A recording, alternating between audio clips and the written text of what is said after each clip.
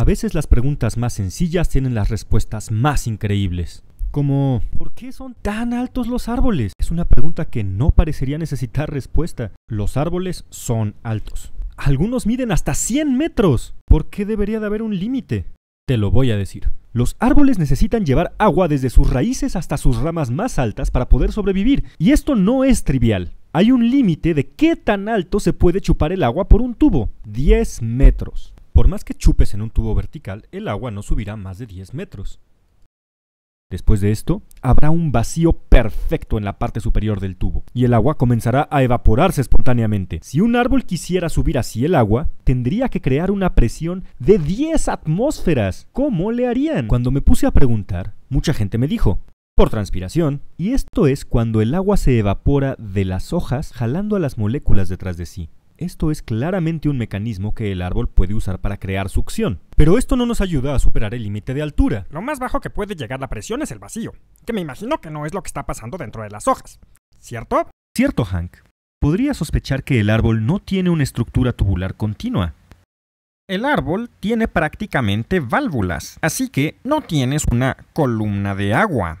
Este tubo que dices que tiene que estar lleno de agua está hecho de células. A pesar de que son buenas especulaciones, no son correctas. Los científicos que estudian a los árboles encontraron que los tubos del xilema sí contienen una columna de agua. ¿Cómo más podrían transportar el agua desde las raíces hasta las hojas? No chupan, no usan vacío. Ok, entonces ¿cómo le hacen? Estrujando, como una ubre de vaca. Hay pequeños músculos de árbol allá adentro. ¿Así? Fuera de que esto sería un enorme desperdicio de energía, todos los tejidos que conforman el xilema están muertos. ¿Qué tal por presión osmótica? Si hay más soluto en las raíces que en la tierra, el agua va a ser empujada hacia la parte de arriba del árbol. Pero algunos árboles viven en manglares, donde el agua es tan salada que la presión se ejerce en la dirección opuesta. El árbol necesita presión extra para chupar el agua hacia adentro.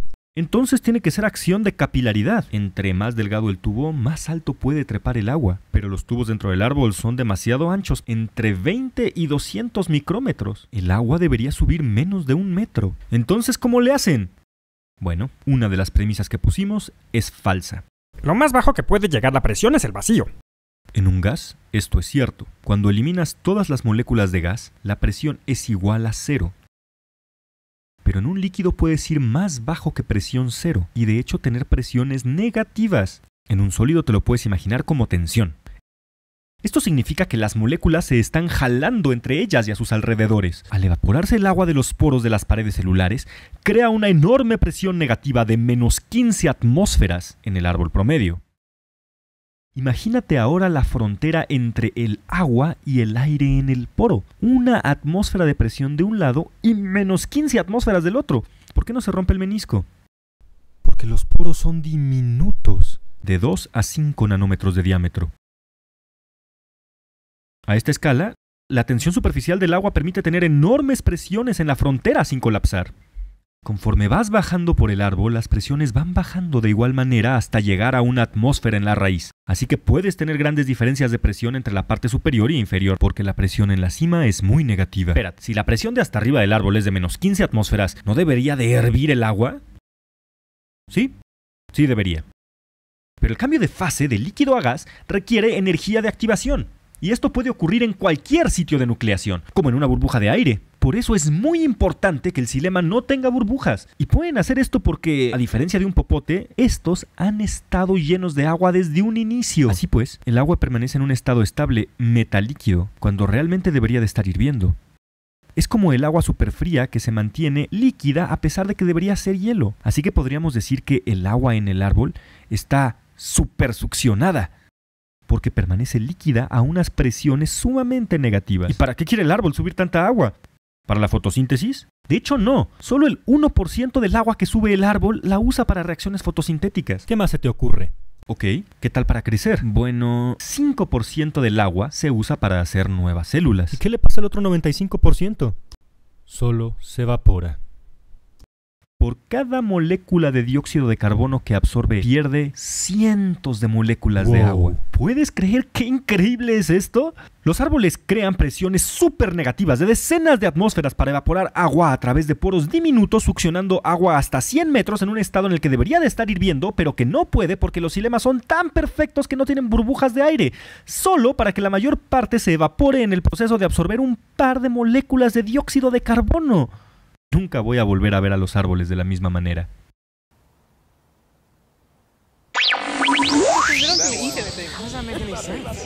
They don't eat anything. No, they don't eat anything. Water is all they absorb. I'd like to say a huge thank you to Hank, Henry, and Professor Polyakov for making on-camera hypotheses. This is an essential part of the scientific process, even if your hypothesis turns out to be wrong. As Einstein said, a person who's never made a mistake has never tried anything new. I've always wondered what it would be like to be on this side of You the can get Veritasium video. Now, I'd be surprised if you weren't already subscribed to these guys, but if you're not, go click on these annotations and check out their channels, and you may just learn something. I'd also like to thank Professor John Sperry from the University of Utah. He walked me through all of this in an hour-long Skype conversation, so I'm going to put a link to his website in the description. We're looking at pressures here below atmospheric, is that right? That's right, below atmospheric. This is liquid pressure, not gas pressure. So it's a common misconception that, oh, you can't have, negative pressures because there's no molecules left. The definition of pure vacuum is 0 molecules.